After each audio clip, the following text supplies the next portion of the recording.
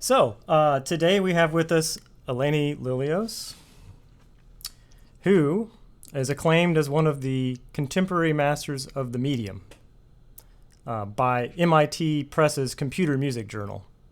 That's a high accolade. Electroacoustic composer, and she creates works that reflect her fascination with listening, sound, space, time, immersion, and anecdote.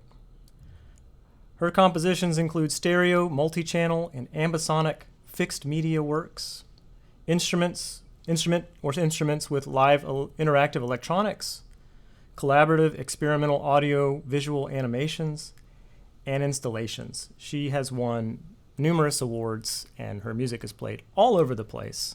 And I would state that she is one of the leading figures right now in the whole field, and in general of music composition in the United States for sure, and around the world. So we're honored to have her here today. I won't read any more of her bio because you can find that for yourselves. But at this point, I'll remind everyone to please mute your microphones. And if you have any questions or comments or excited exclamations, you can feel free to put those into the chat. And Professor Lillios will choose to look at those or not. It's up to her. And if she finds one that maybe is relevant, then she can choose to take the time to answer that, or to choose to say that that's not really something she needs to address, and that's fine. All right, so with that, I'm going to turn it over to Dr. Elainie Lillios. Thank you very much, Dr. Thompson, for the wonderful introduction. Very kind. It's really great to be here, everybody.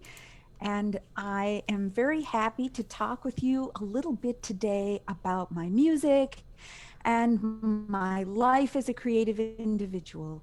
So in addition to what Dr. Thompson said about posting questions in the chat, sometimes when I get into these talks, and especially when I'm sharing my screen in Zoom, I can miss things that get posted in the chat. So I invite you to please, those of you who are joining us on Zoom, please shout out your questions. You can interrupt me. This can be sort of a casual visit, and I hope it will be. So I invite you to interrupt me at any time with your questions. So let's get started. I am going to go into screen sharing mode. This is the weird part about being online, right? We have these little kind of bumps in the road. So I'd like to talk to you a little bit today about kind of how my career has evolved in some very interesting ways. And the title of my talk today, which you can see here on the keynote slide, Evolutions and Transitions. So, you know, when we think about our lives as composers, we often think that, you know, well, I'm getting somewhere, my style is changing, or we might also say something like, well, I'm on a plateau here, or we also might want to say, oh, I'm on a downward trend, right? But one of the things that is always true for us as creative individuals is that we are constantly changing. This is true for us as humans as well. And we can use this constant change as an opportunity to reinvent ourselves, to rethink what we do, or to find or experiment with new ways of being creative. So I'd like to talk about some of those ways that I've done that in my own life and career. So one very interesting thing that happened to me back in 2012, which sort of seems like a very long time ago now, it's 2020, it's almost 2021. So that was a while back, but something really impressed upon me in 2012. I'm at Bowling Green State University, where we have an annual new music festival. And in 2012, our featured guest composer was John Luther Adams. He brought with him a very good friend of his and collaborator, author Barry Lopez, who gave a talk, and I attended his talk. And one of the things that he spoke about in his lecture, where he was talking about being an author of the written word, was the difference between books that you open up and you start reading them and you say, I can't put this book down. Here's Barry Lopez, right? I'm reading this book, and this book is so fascinating that I can't put it down. Or other books that you might pick up and you read 1 or 2 pages and you say, meh, I'm not interested in this. And so what is the difference between these books that we stay up all night long reading this, and books that we read 1 paragraph and then they end up on the shelf and we never go back to them again? And what Barry Lopez said is, he said that those books that are successful, somehow those authors have found a way to create a space for the reader, that somehow they create a way, that some method, some vehicle that engages that reader in a way that other authors or other books perhaps don't.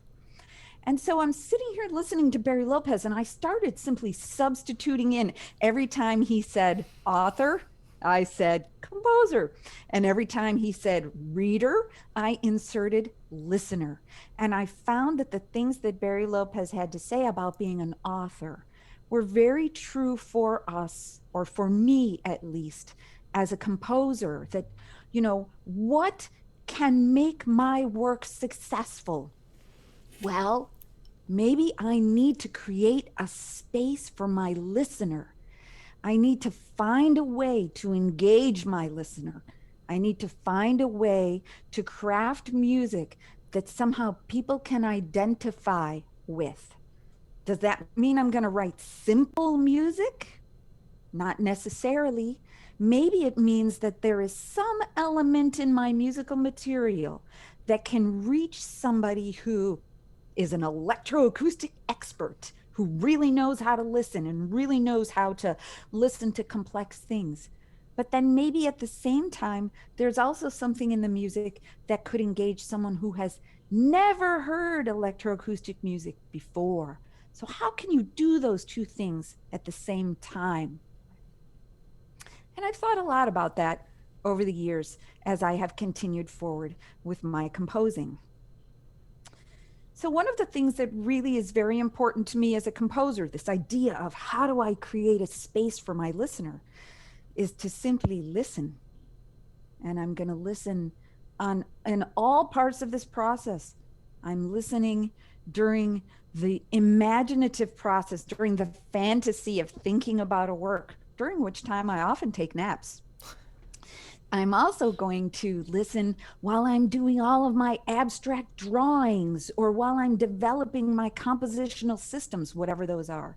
Then I'm going to listen during the compositional process, during the rehearsal process, during the editing, et cetera, et cetera. And this whole idea of listening, we can talk about in terms of what Pauline Oliveros calls deep listening. And Pauline says that deep listening is listening in every possible way to everything that's possible to hear, no matter what someone is doing. So to really focus in a very critical way, in a very active way, to this idea of listening. So when we start thinking about this and taking this a little bit further, and we think about the compositional space, right? What do I have to think about as a composer? Well, I have to think about the balance between sound and silence, and how those come together, the yin and yang, sound and silence. How am I managing time, the time stream of my piece, the frequency or registral space of my piece, timbre, the sound of the sound. How am I managing density over time? What's going to happen in live performance when this piece ends up not in my studio space, but in another real space, a concert hall space, a church, a gallery, a coffee house? What's going to happen to that music in those spaces? How am I going to deal with motion versus stasis over that time frame? And then, is there a concept for my piece? Maybe my concept is a system. Maybe it's some sort of extra musical idea. But whatever it is, I need to think about all of these musical elements on a macro level, like on this big, very high level, but then also on this micro level, the moment by moment level. And so the compositional process, the performance process, all of these elements together, and I'm listening to all of these things, which means not necessarily listening with my ears, although that's part of it, but also listening in terms of having an awareness of them, of knowing these elements exist, and then purposely saying, I think I am going to ignore frequency, right? I can't choose to ignore a musical element if I don't consider it from the get-go, right? So if I'm going to pull something in and embrace it as part of a specific piece, or if I'm going to choose to reject it, I have to first understand that all of these things exist. I need to listen. I need to think about these things creatively, which is part of listening. And then I choose how to manage them. So let's get to a little bit of some listening in a minute here. So based on all of these things, for a very long time, I was only composing fixed media music. So I was engaged in what I call materials-based composition, but actually is the acousmatic technique of composition. It's a very specific way of managing materials. But rather than going down the little acousmatic rabbit hole, I simply call it materials-based composition. So I record sounds in the environment, I process them using my computer system, and then I put them together to create a piece. And sometimes these pieces can be a little bit fantastical. So the first piece that I want to share with you is a piece called Last Night I Dreamed That My Whole House Was Clean. So apparently we are not really dealing with a lot of reality here in what I'm doing as a composer. This is a very short piece. It's only 1 minute. So let's please listen to Last Night I Dreamed That My Whole House Was Clean.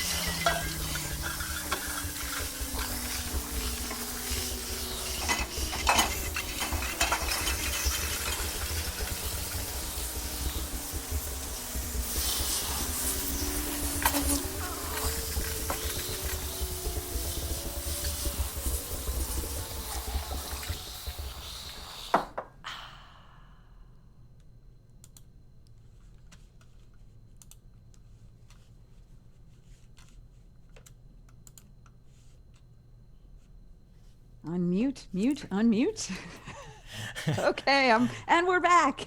So there's a little small ditty called Last Night I Dreamed That My Whole House Was Clean. And of course, in this piece, we hear sounds that we recognize, sounds that we don't recognize. And of course, there's a little bit of a loose narrative structure.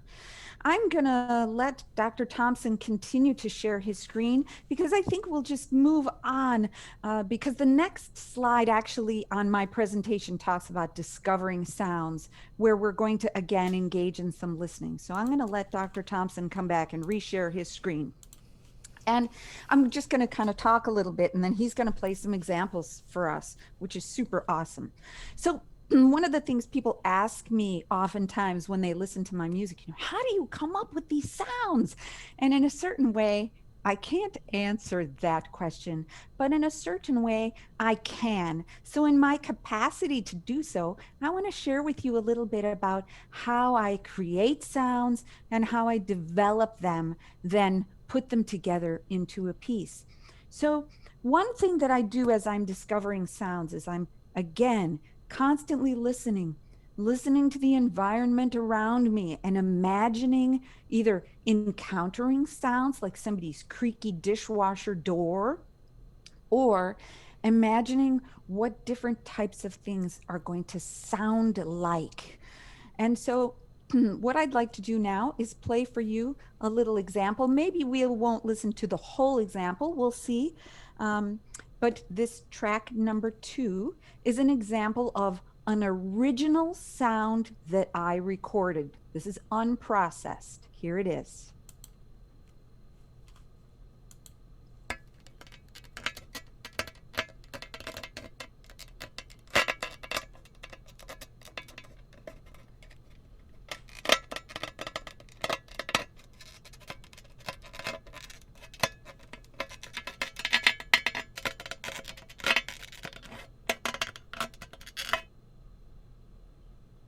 Okay, great. Thank you. So that was an original sound. Does anybody want to take a guess at what that original sound is? The acoustic source for that sound? You can either unmute your mic and shout out or type in the chat. Either way. In glass? Popcorn in a pan. Okay, somebody said glass and somebody else said something about a Are- pan. Are you like rubbing your fingers and tapping your fingers on a glass pan? Is that what that is? Okay, very good. So 2 people have said glass and 1 person said another kind of pan. The person who said something in a pan, could you repeat that please so we can hear it again? I said popcorn in a pan. Popcorn in a pan. Okay, so those of you who said glass, the question is the sound glass-like? Okay, and Ryan, who said popcorn in a pan, what kind of pan? It was more the intermittence and random pops that made me think of popcorn. And what kind of pan? I think my image of a cast iron pan just pops in my head, but not necessarily associated with sound, just like the mode of a pan, the hypothetical idealized pan. Okay, very good. All right, good. So I think that what we can decide on is that it has something is tapping or scraping. So those of you who said tapping or scraping, very good. The thing we would need to decide by listening is this a glass type sound? Is it a metallic type sound? Is it a wooden type sound, right? So these are the things we can ask ourselves when we are trying to identify the source of something. So thank you to everybody who participated. I would like to continue asking you more, but in the interest of us moving on, I will reveal the source of that sound. And because I'm at home giving this lecture, it's so easy for me to do this and tell you that, guess what? It is a pan. So here is the cookie sheet. And what I did was I took my ID or a credit card and I took that and I scraped it, right?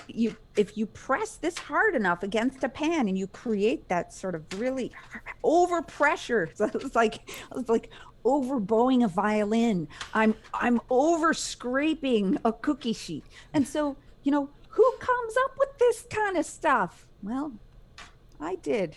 So here it is. This is my original sound. It's not something you would normally think about, but guess what? It created this cool sort of creaky, eerie thing.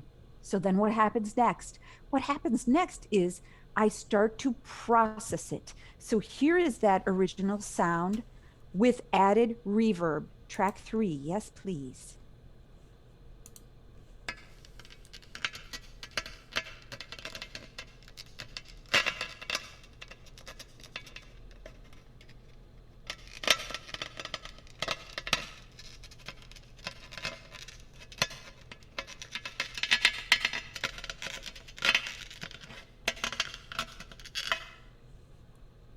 Reverb is the easiest of all processes, right? All it does is it kind of makes the sound seem a little bit bigger, like it's in some sort of space. It gives the sound a little bit of body. The next example is the same original sound, and now I've added reverb and delay.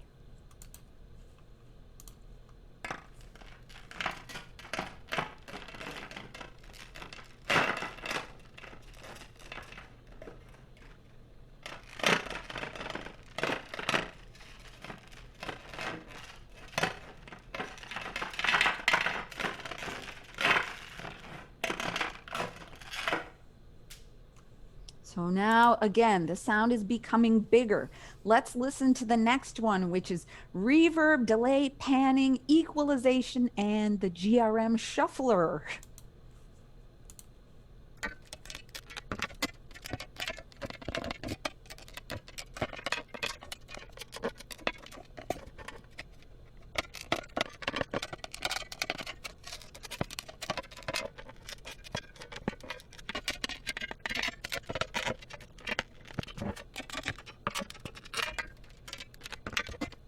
All right, that one's kind of long, so we'll stop that one there. We still have a couple more to listen through. All right, then let's skip, well, play a little bit of number of that one as well, please, Professor Thompson. Yes, track 6.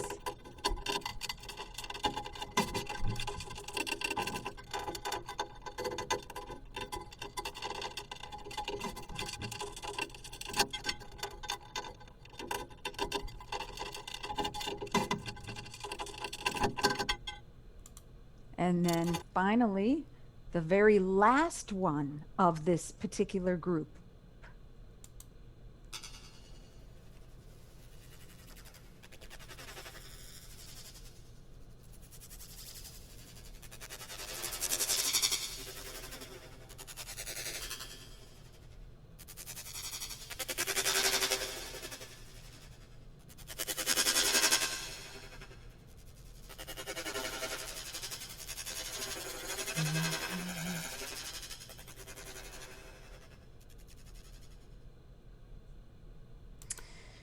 And so what we can see here with all of these sounds, they have all been generated from that original pan scraping sound, right?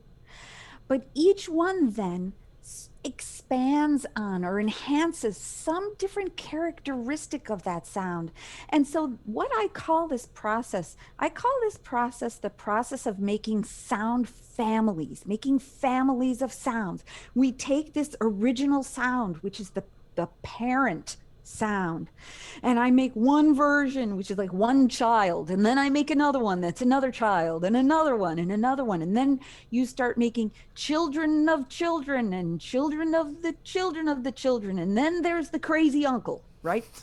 So this idea of using processing to generate a family of sounds, and then that family of sounds is the sound material that I can use in order to build a piece, to build the piece.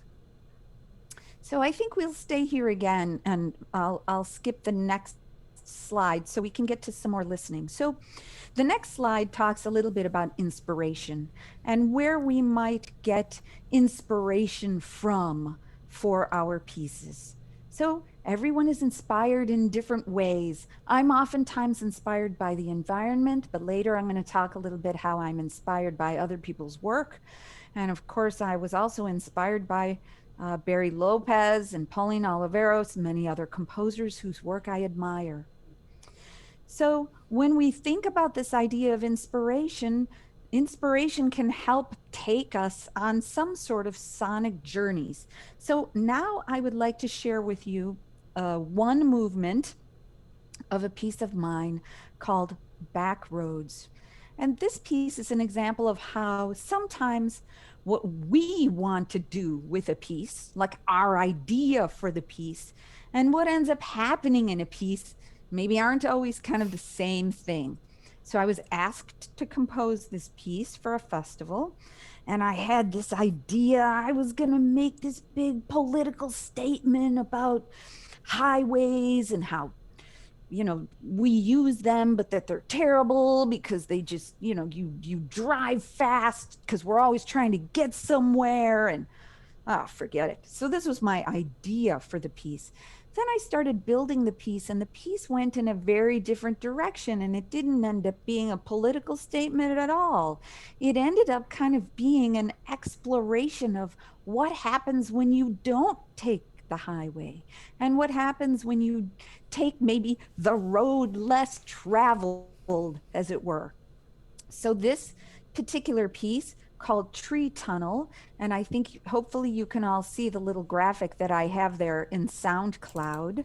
It takes its name from a road, and I think you probably might have some roads like this down where you are, where the trees just canopy over the road and you're driving through what seems to be this really beautiful, naturally produced tunnel. And so there are a few questions that I want to pose to you before we listen to this piece. This piece is a little bit of an exploration of the idea of whether or not something is real or artificial. One of the things we can do with electroacoustic music is we can combine sounds that under normal circumstances would never be combined together.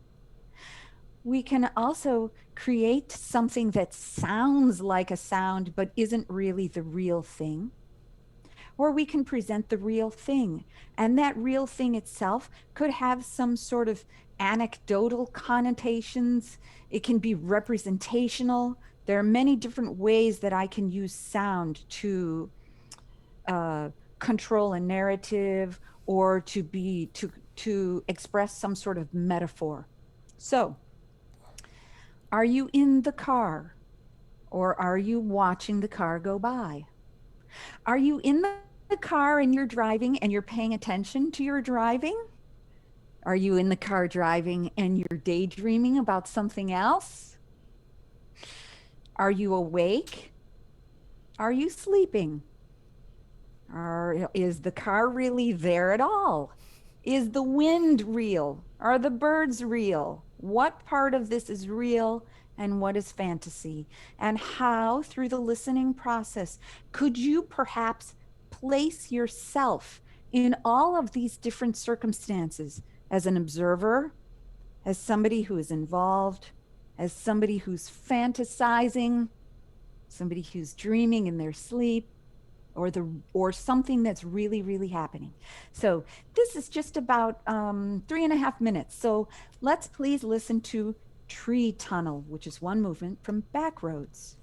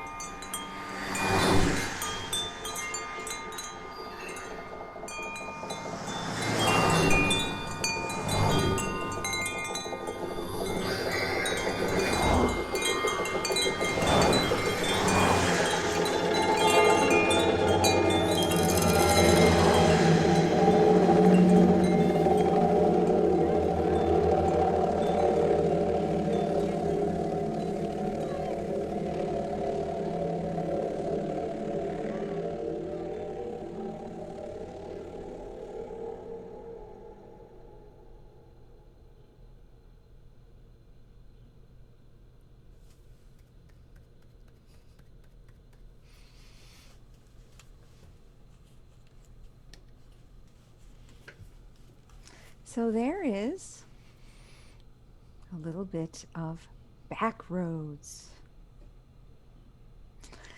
which takes its inspiration from this tree tunnel road. So, what happens when you take this kind of sound world and you think to yourself, what if I want to compose for acoustic instruments? So what happened was I was having all of these great fixed media pieces played at conferences and festivals where there are performers, because performers come and they play other people's pieces. And performers started saying to me, oh, Elainie, can you write a piece for me? And I kind of looked at them a little strangely and I said, well, you know, you're not a cookie sheet. What am I going to do with you? So the wonderful thing about performers is that it gives us an opportunity then to have humans expressing our creative ideas. And so I found myself then returning to acoustic writing, returning to this idea of writing for instruments, along with some sort of electronic component. And so this is where we come to the idea of transitioning back into the world of writing for acoustic instruments, which I had abandoned a number of years before.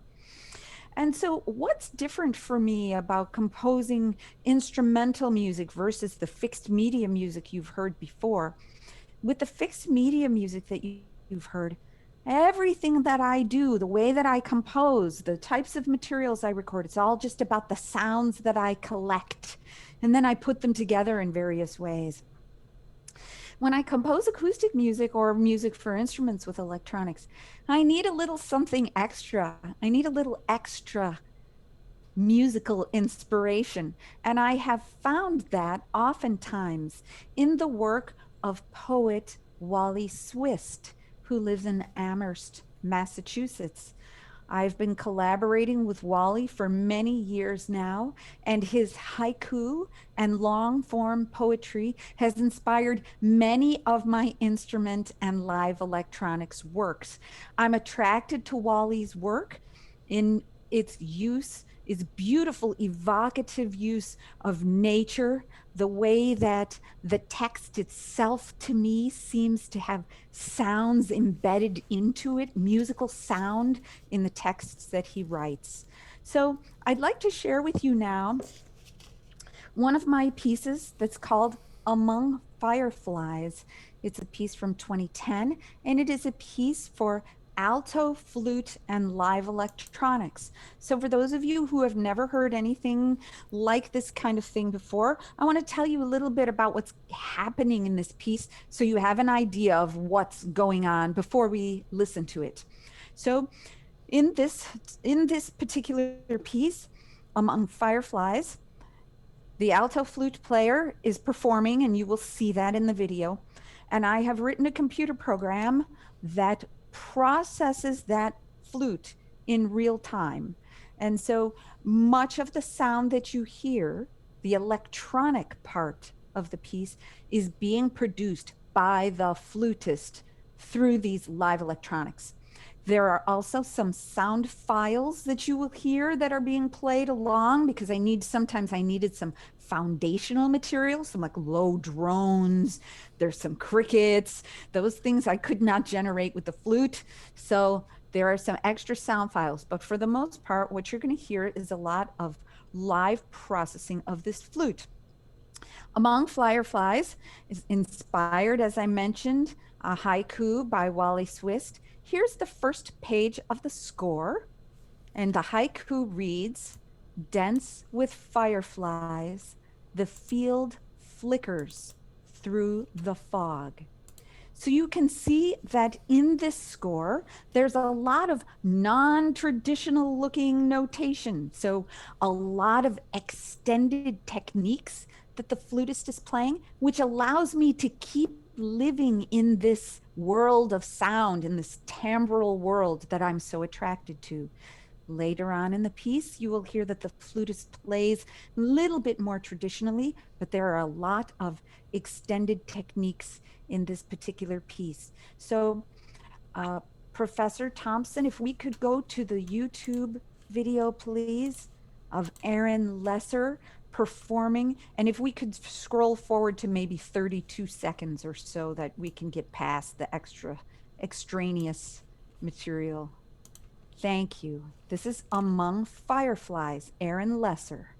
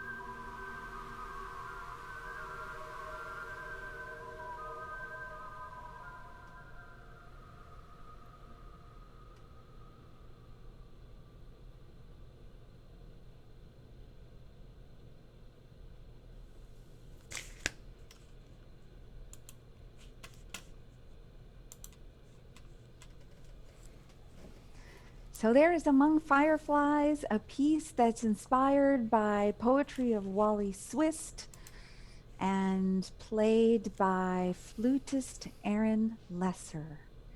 So at this point, I think I would like to pause just for a minute and see if anyone has any questions about anything I've talked about so far. If you have questions about the music or you would like to see the Among Fireflies score or anything else. I have one. What Ryan. software? I think you use Max most predominantly, correct?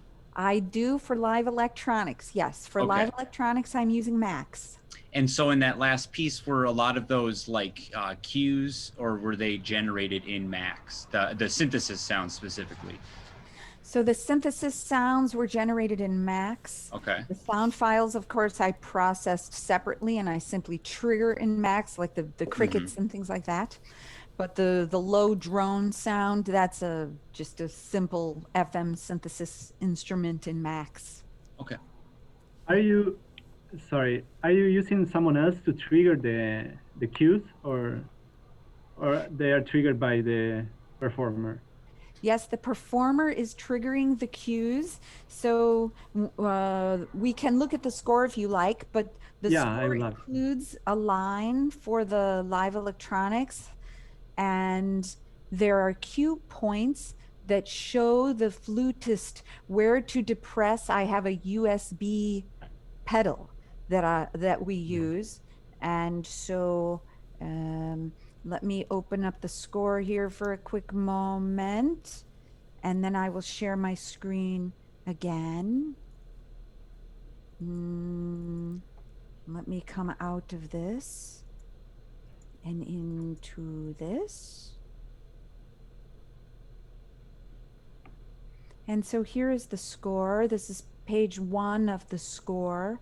Zoom in a little bit more. And so you can see that over here down in on this second staff line, I actually have a staff line for the electronics that gives these foot pedal, USB foot pedal cues for the performer.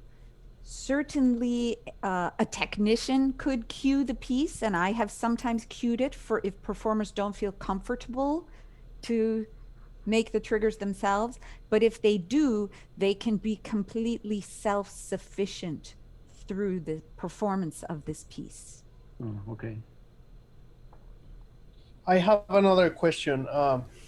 Beyond the composition itself, do you think it is important to your art to make it available for audiences beyond the live performances? I mean, I saw that you are using SoundCloud and YouTube, but do you try to make this music available to other people elsewhere, or do you think it's more of a niche type of thing that maybe gets more value from watching the performance live or something like that?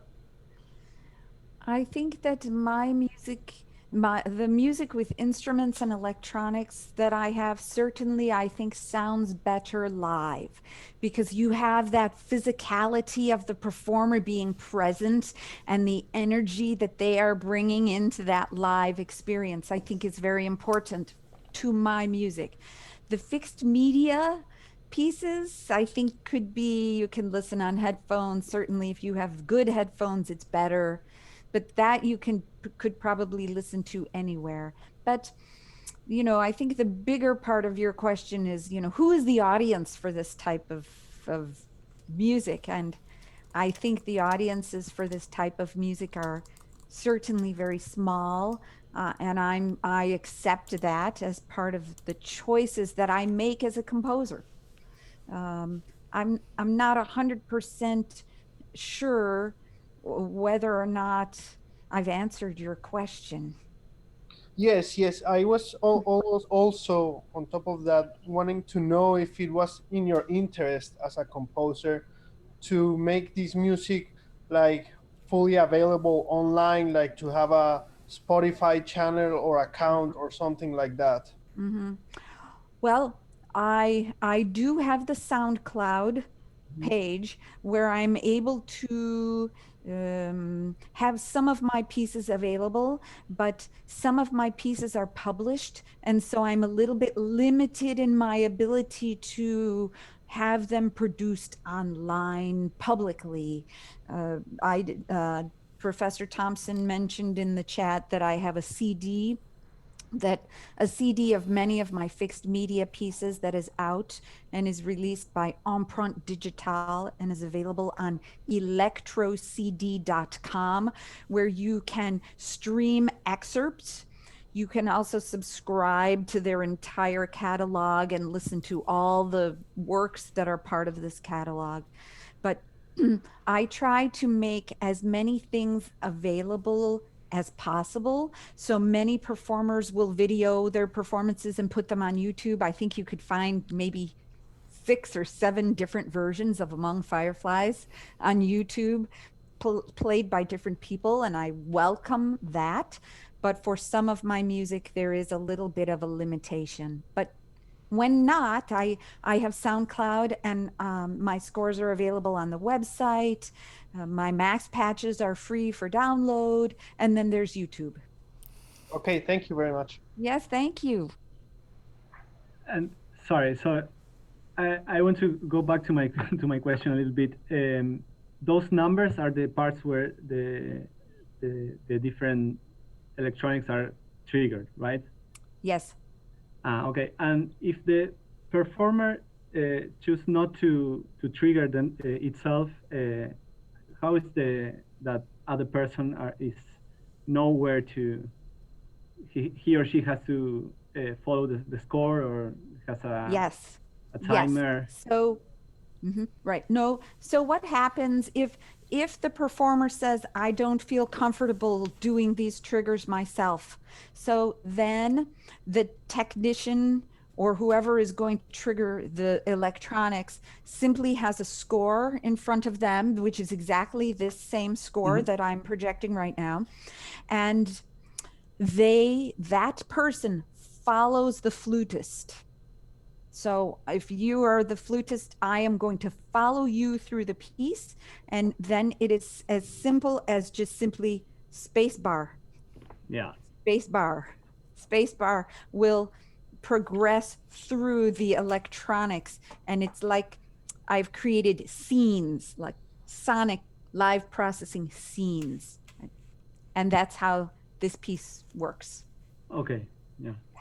I was struggling with something very similar, and I was wondering, how did you do that? Okay, thank you. Right. Well, I try not to make too many triggers, right? Because the more of them you have, then your performer's mind is divided between playing your piece and trying to not to forget to trigger a sound, or an event in any place. So this last system of the piece, there are a lot of triggers there, more than I would like to have. But if you think about 25 triggers, and in the last system of the piece, there are 8 of those 25 here. And through the rest of the piece, there aren't as many. So trying not to overwhelm the performer with having to do this other activity. Yeah. I have a question for you. Yes, please. I was thinking about how other composers, like I'm thinking Ligeti in particular, he spent some time in a studio and then he went back into the acoustic world and carried all those things with him. It's a pretty important thing. And you are wearing a lot of hats here. And I've said that about many of the people we've had. It's amazing to think about what a composer has to do these days to do this. It's not just about writing a score, right? So we, things like, well, how do we practice this piece? How do I make it work in performance? How do I have to learn this programming language to do this? And I wonder if you could comment about how those things interplay for you personally. How, for instance, how does working on a system on a computer influence your acoustic composition, and maybe vice versa? Thank you. That's a very good question. So as I mentioned earlier, when I write instrument with live electronics pieces, I often use some sort of text or something to gain some extra musical inspiration for the piece. And with my instrumental music, I tend to compose the instrumental part first.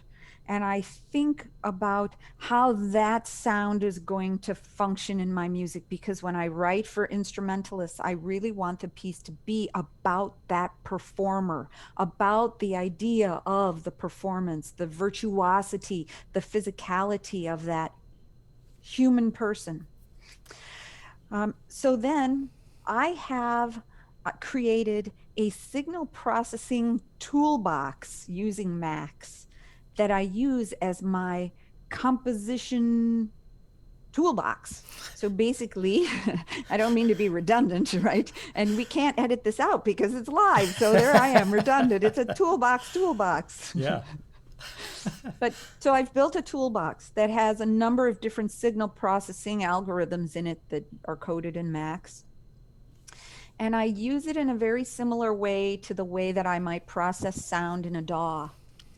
I write the musical lines, I ask my performer to record them, I load them into Max, and then I start putting them through the toolbox and figuring out which combination of effects is gonna work the best with that sound.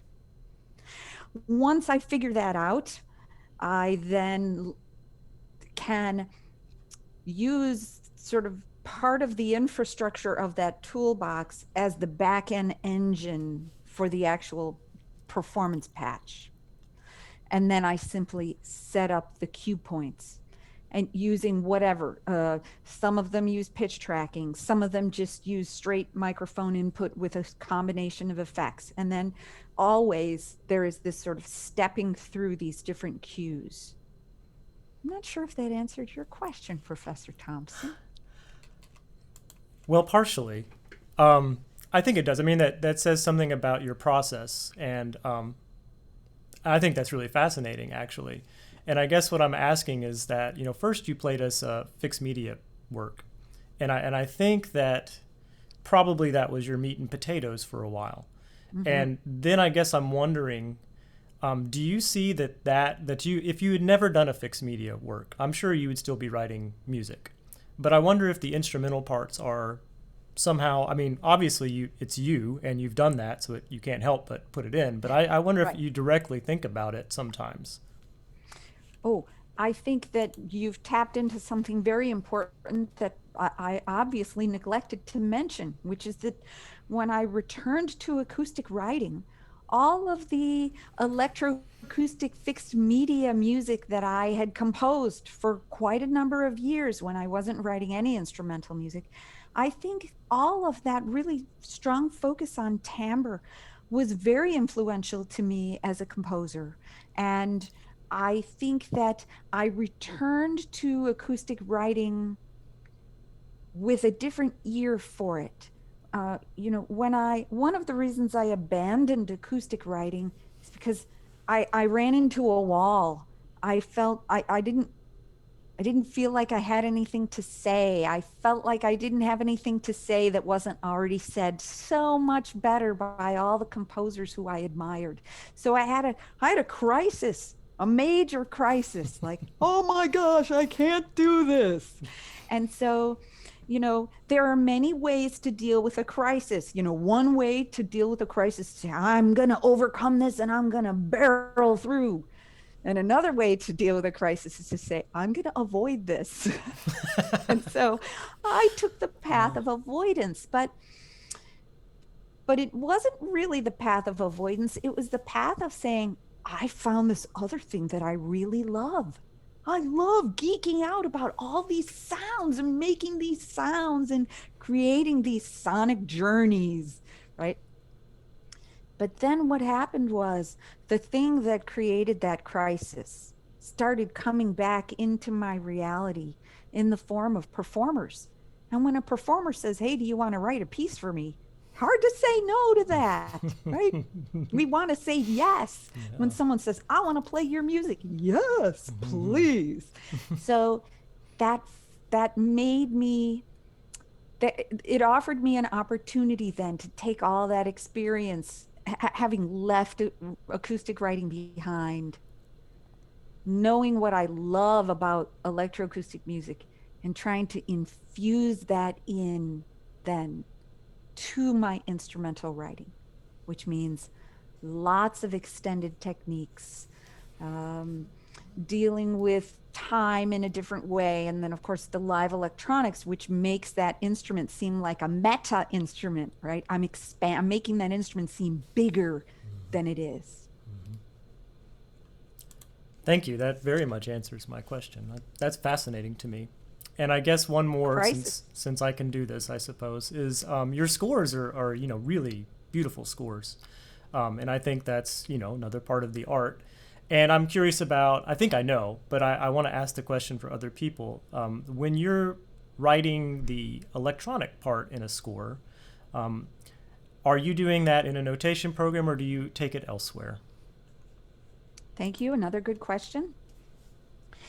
So the Among Fireflies score, which I showed to you just a few minutes ago, the electronic portion I created using Adobe Illustrator. So I first lay out my scores in using Sibelius, and then I export each page as a graphic. I import those pages into Adobe Illustrator, and I overlay all of the things that are a big pain to do in Sibelius. And sometimes, so then, you think about, okay, what are the things that I really need? I need my notes, I need dynamics, I need articulations. What are things that maybe I could do better in Adobe Illustrator? Maybe making boxes with arrows. For something that might be an aleatoric thing, a box with an arrow, so much easier to do in Adobe Illustrator. So and then of course all those little fancy graphics that are just meant to tell the performer what the sounds might be like, so they know something is going on. Yes, please. So you have the complete score in Sibelius, and you go to Illustrator, and you don't go back to Sibelius anymore. No. Fantastic. So, if I have to then make a change in the score, I go back to the original Sibelius file. I make the musical adjustments that I need to make. I export the graphic again, and I simply replace it in Adobe Illustrator. Wow. I have a question about, you said that you kind of pick extended techniques and things like that to work with when you come to these performers. How exactly do you come up with these acoustic parts, other than just like knowing what sound that you want, but like what's the process for that? Do you use like a pre-recorded piece of media of that extended technique, or do you have a performer, like Eli Fieldsteel said that he has a performer improvise, and then he cuts that up and uses what he wants? Mm-hmm. I'm curious as to how you do that, unless you just like have all, or if you write it all out already and before you start manipulating that part. The answer is yes. All the above. So one of the beautiful things about being a creative individual is that we don't have to just choose one way of doing things and then say, well, certainly we could, right? You could say, this is the way that I'm going to do this, and I'm always going to create music this way. But we don't have to do that. You can say, okay, what's going to work? How do I feel inspired to work on this project? How do I feel inspired to work on this particular project? So for Among Fireflies, for instance, I had kind of an idea for the piece based on Wally Swist's haiku, like dense with fireflies. What does that sound like on a flute? Well, it sounds like all of these fireflies that are blinky everywhere, right? Maybe we're kind of surrounded by them. And so that's what kind of gave me this idea for that. And so then I just wrote it. And then, though, you have to go to your instrumentalist and say, okay, do this, or can you do this, right? And then you might say, how can I make this better? Can you do this thing? Can you play this other thing? What happens if what happens if you cover the flute, with your mouth? Okay, that doesn't work. Okay, what happens if this or that, right? So sometimes I'm writing first, then I go to a performer and I get feedback or experimentation with the understanding that sometimes I am writing techniques that not all instrumentalists can play, right? Not everybody could or would necessarily want to play my music. I accept that with the type of music I'm writing. Sometimes, there's a piece I didn't share with you today, a piece called The Rush of the Brook Stills the Mind, which is for multi-percussion and live electronics, that I collaborated. One of my slides is a collaboration slide with a very good colleague of mine, percussionist Scott Deal. When I work with Scott, here, I'll show you the picture of his studio. Let me just go into a quickie play-in window and share my screen so you can see what I'm talking about. So I get together with Scott. He's got these huge setups in his basement. Let me go there very quickly. There's Scott Deal. Okay, so what do you do with this? I go over to Scott's house in Indianapolis and we sit down and we just start going to town. He improvises, and then I say, okay, what happens if you play with this mallet? What happens if you scrape this thing? And then he goes into his back room and he says, hey, I've got this other instrument, right? So this idea of when we work with instrumentalists, we can really dig into what they like to do, what inspires them. Because if your performer feels that they have some buy-in, they're invested then. Like, hey, yeah, she came over to my house and she let me pick instruments and we did this whole thing together. Guess what? They're going to work really hard on your music because they've helped you make it a reality. So every piece that I make is somehow a little bit different in its approach, and that's okay. So I had a quick question. I guess this, speaking of Among Fireflies, I noticed that in the score, it's defined by seconds. The points are seconds, as opposed to we have a tendency, of course, the norm, I guess, is to divide by measures and subdivisions or even milliseconds. Do you find that there's a lot of different, is there a lot of different ways of performing the piece as far as the physicality and the expression of the flutist goes, especially if they're controlling both the pedal and the flute? You are absolutely correct. There is a lot of flexibility in this piece because of the fact that I'm dealing with basically time-lapse notation, right? And with the live electronics. So here you'll notice it says about 30 seconds. And if we look at the max patch, which I'm happy to show if you would like to see it. If we look at the max patch, you can see there is a timer on the max patch. And the fact that I say approximately means if this flutist gets into this and they're grooving and it's going, they're going to town, they could let that go longer. But if they get into it and they're like, oh my gosh, I'm starting to hyperventilate,